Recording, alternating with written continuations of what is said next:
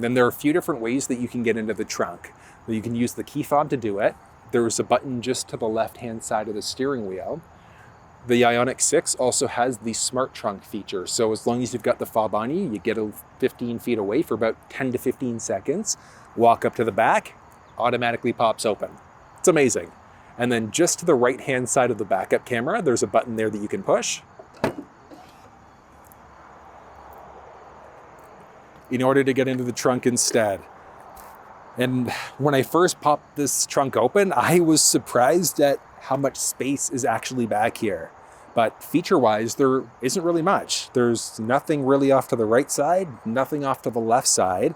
And then this is just the regular carpeted liner, but sliding it back, you've also got the tire mobility kit, so the inflator goop, and then there's also a 20-foot charge cable that comes with the vehicle too. And the charge cable that comes with the vehicle is strictly a level 1. And folding down the second row seats is done partway through the trunk and then on the second row too. So there are some release levers along both the left and the right side. So you're just gonna pull, and then in the second row,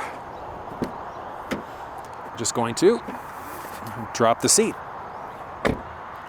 And it's a 40-60 bench split. So it's 40% on the driver's side and 60% on the passenger side. There's a little lip separating the back, but I mean, the overall cargo dimensions inside the vehicle, amazing. And the cargo measurements that you're looking at, specifically for depth, they're going from right where the trunk would close to just in behind the armrest between the first row seats.